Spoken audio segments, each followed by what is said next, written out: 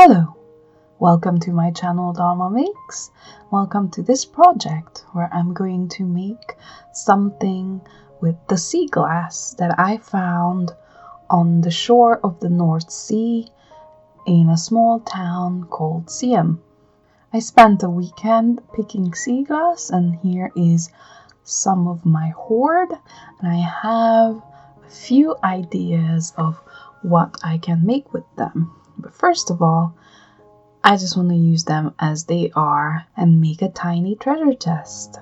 I'm just starting out with a blank wooden box with some regular hinges and a magnet for closure.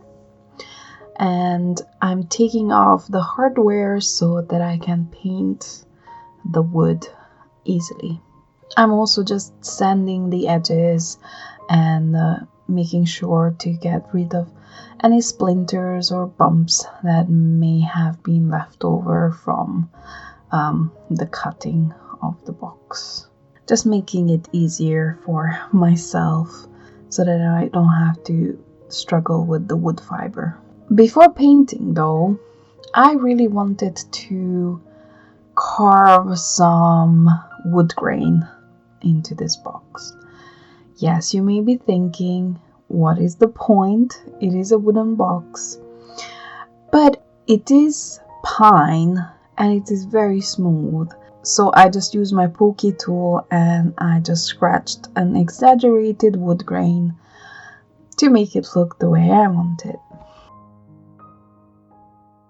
When that is done, I am base coating both the bottom and the lid into this nice creamy chocolate brown, and I will be giving it a couple more coats off camera. I'm just not showing you that because there's no point, it's boring. I'm leaving it to dry between each coat though. The wood grain has already started to show up, but not so much. It will stand out more after dry brushing. So when that completely has dried, I am adding a lighter brown color, but only on the lip of the box and the exterior. I want to leave it dark brown inside. I forgot to turn on the camera, but after this I actually used an even lighter sort of rusty brown to dry brush all over. And that's what it looks like after that step. After this, I am making a mixture of shellac ink and acrylic paint to sort of seal the box and also stain it a little bit.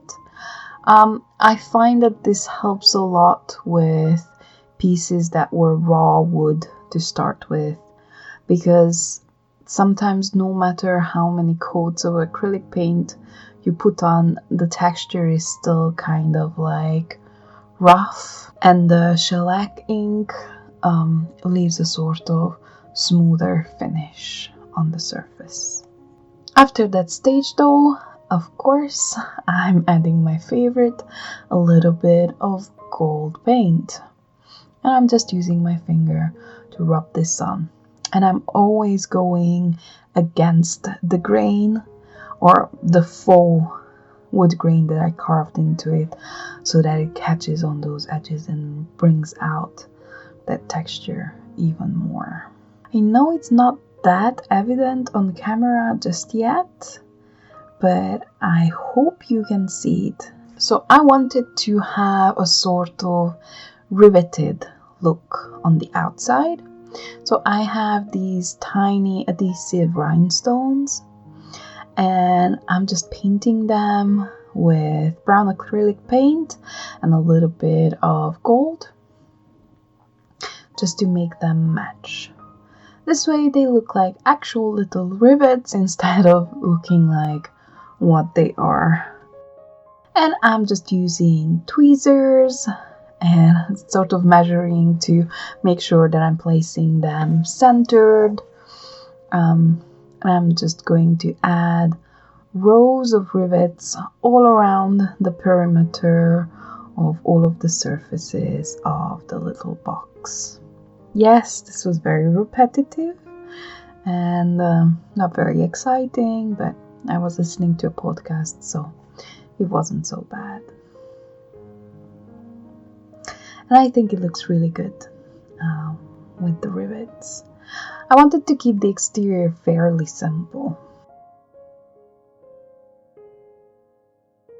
And of course, I'm also painting the hinges and the screws a little bit so that they will blend in a little bit more. Okay, now on to the fun part. This is some of the Seaglass that I got from the beach, and I will be using some of it as treasure inside the chest. I also have this golden filigree leaf, and I wanted to use it as a sort of tray.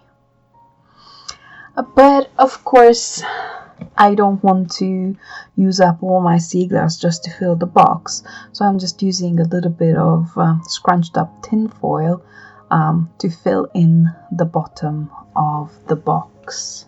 Now, at first I thought I'm going to make loads and loads of tiny coins by cutting out a million tiny circles of paper that I would paint gold. But then I realized I have sequins, and tiny gold sequins actually look like gold coins, or they can look with a little bit of imagination.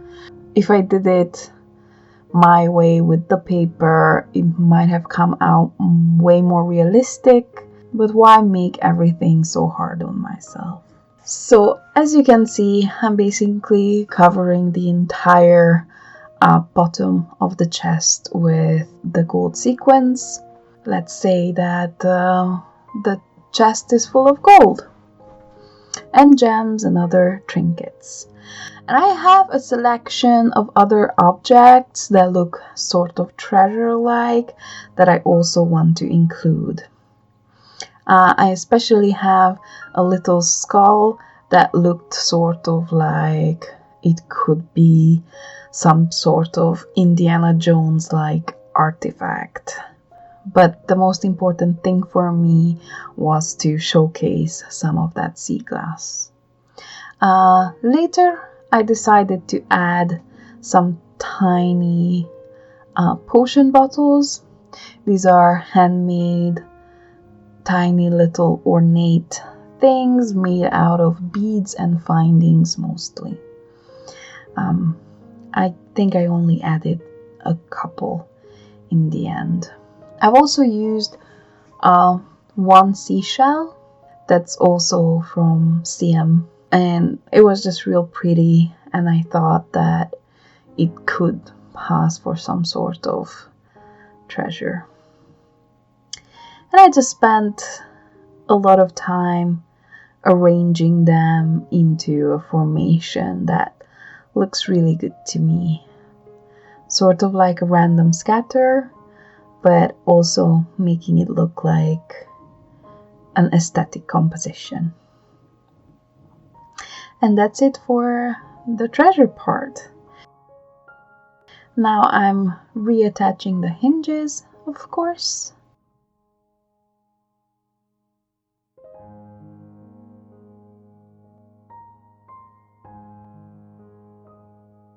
And now I realize that I'm not actually happy with the exterior.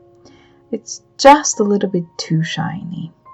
So I'm just using some more of that deep chocolate brown to sort of shade and dry brush around the edges of the exterior. And I think this toned down and added some variety to the exterior, and then made it look a little bit more nuanced. It doesn't look like just a thing that I painted. Well, at least that's my opinion. Okay, for the interior of the lid, I wanted to add something that will look like maybe a map to the treasure, sort of like a pirate treasure map. So I have a few printouts. First, I'm using this drawing of fungi, I believe, but it sort of looked like some sort of really cool wallpaper, so I just used it. And I'm just scraping my knife around the edges of these papers to distress them a little, and then using just a little bit of brown ink to age them. With the scraping, the white core of the paper is exposed, so inking makes it look like old and worn. So yeah, first of all, I'm adhering this backing paper. I don't know, I just really like it. It's a gorgeous image. And then that little square is actually sort of like a treasure map. A cartoony one, but it is a treasure map. And then lastly, I'm using a scroll that has some sort of gobbledygook text on it, but that's not important. I just like the aesthetic of maybe that's the scroll where some of the instructions are for